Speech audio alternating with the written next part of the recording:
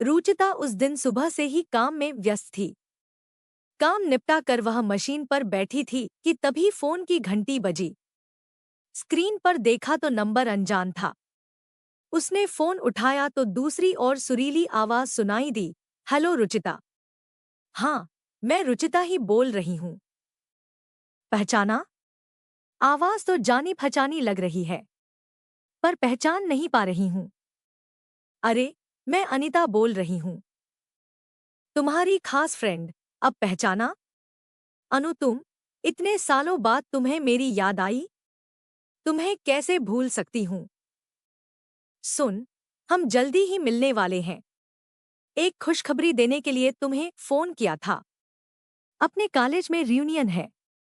अपने बैच के सभी लड़कों लड़कियों को मिलना है। तुम आओगी ना? देखती हूँ यार, घर में मम्मी जी से पूछकर शाम को तुम्हें बताती हूँ। ठीक है, आने की कोशिश करना। चलो, फोन करना भूलना मत। रुचिता मशीन की सुई में धागा डालते डालते कॉलेज के दिनों में पहुंच गई। 1 से 12वीं तक वह एक ही स्कूल में पढ़ी थी। जब वह 11वीं में आई, एक नया लड़का उसके क्लास में आया। बहुत ही हैंडसम, जैसे फिल्म का हीरो देख लो। पहले ही दिन से लगभग सभी लड़कियां उसकी दीवानी हो गई थी। उनमें रुचिता भी थी। वह जितना खूबसूरत था, ही प्यारा उसका नाम भी था, ऋत्विक, जो सुनते ही मन को भा जाए। सभी लड़कियां अपने मन की बात एक दूसरे से करती, पर रुचिता ने अपने मन की बात अपने मन में ही दफन कर ली थी।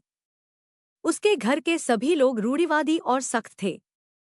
अगर उसने कभी भूल से किसी लड़के की नोटबुक ली हो या किसी लड़के को अपनी नोटबुक दी हो और घर वालों को इसका पता चल गया हो तो उस दिन घर में बवाल हुआ ही था।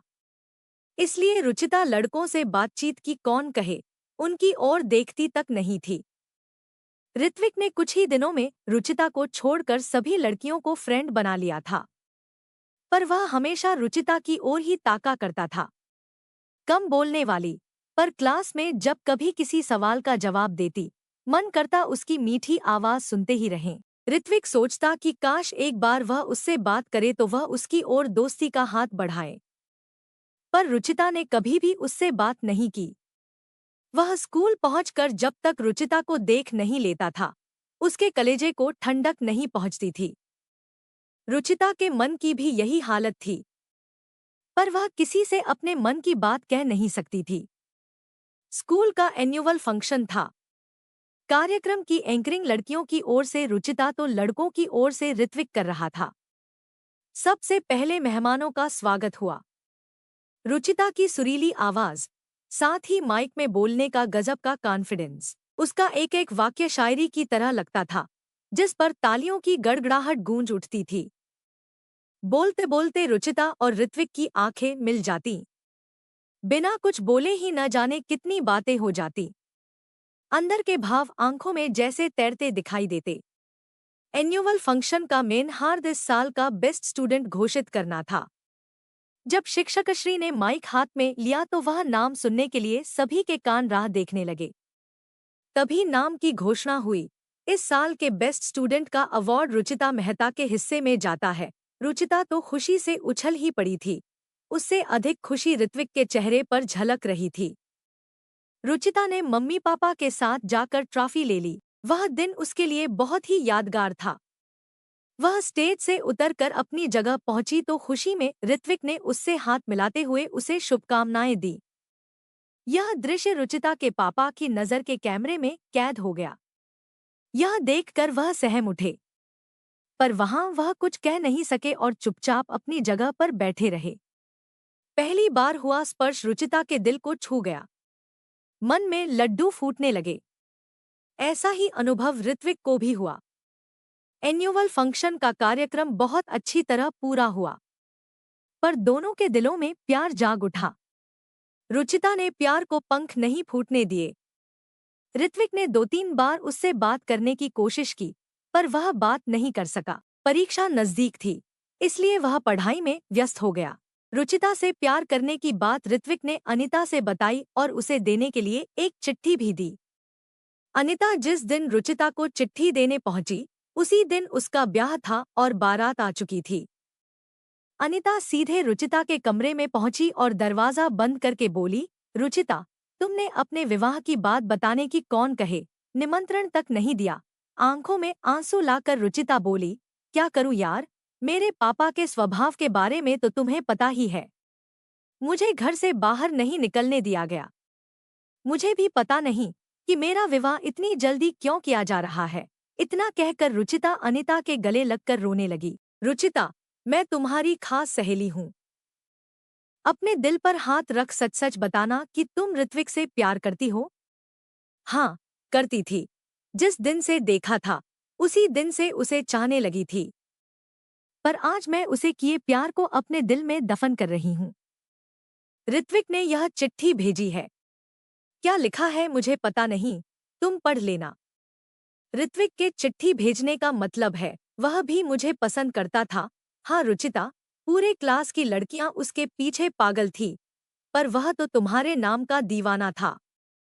पर अब क्या, सच है, वह मेरे नसीब में नहीं लिखा था।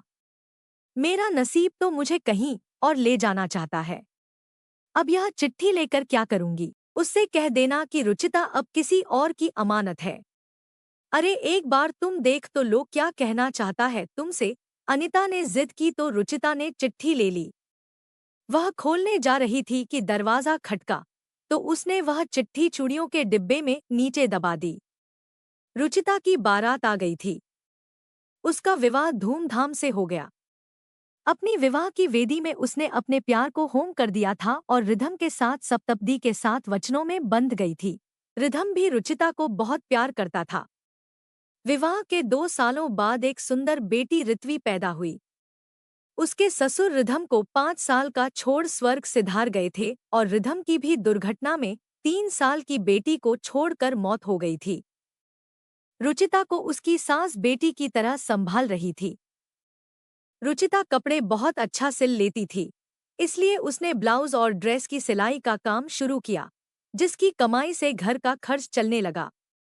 उसके हाथ में सुई चुभ गई तो उसकी तंद्रा टूटी। सिलाई का सामान समेटकर वह सास के कमरे में गई।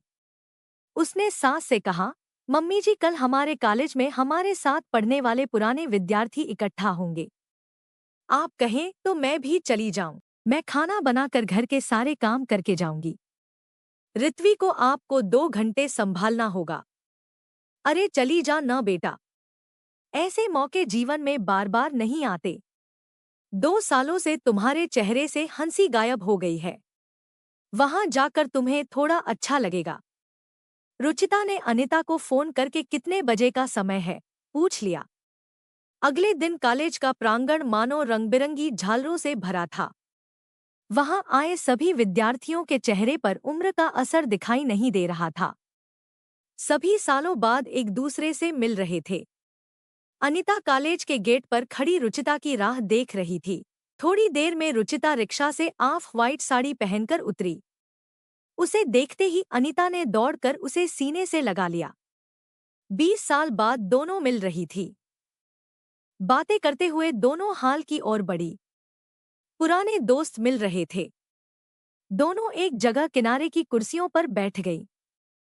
तभी अनाउंसमेंट हुआ कि रुचिता जहां भी हो वहां से एंकरिंग करने के लिए स्टेज पर आ जाए। रुचिता ने कहा, अनिता मना कर दे, मैं एंकरिंग नहीं कर पाऊंगी। अरे तुम जाओ तो सही, अपने अंदर का कौशल्य कभी मरने नहीं देना चाहिए।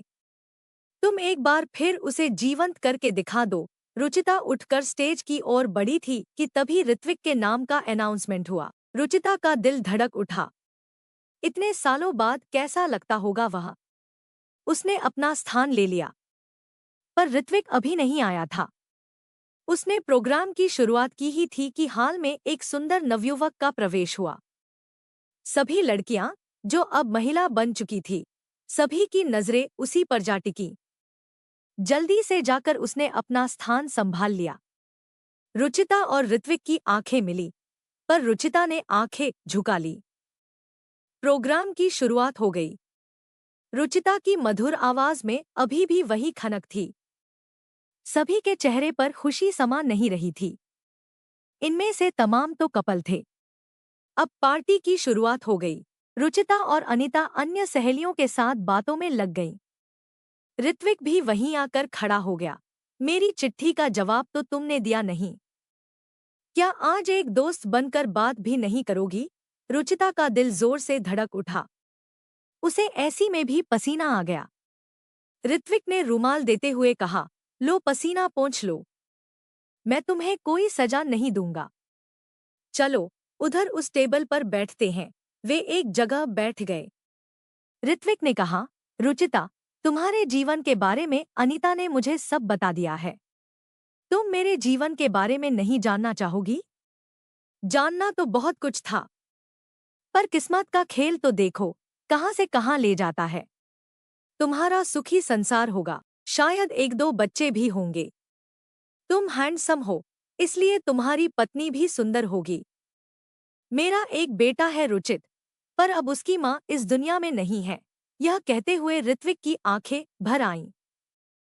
जिंदगी भी रेल की पटरी जैसी है, कभी कहाँ सीधी चलती है। जिंदगी भी कितने मोड़ लेती है, तब पूरी होती है, रुचिता ने कहा। सच बात कही। इस जिंदगी के मोड़ अंत तक समझ में नहीं आते, ऋत्विक ने कहा। पहली बार रुचिता ने ऋत्विक से इतनी बात की थी। वह मन ही मन खुश था। रुचिता भी खुश थी। दिल की बात कहने वाला उसे एक दोस्त मिल गया था।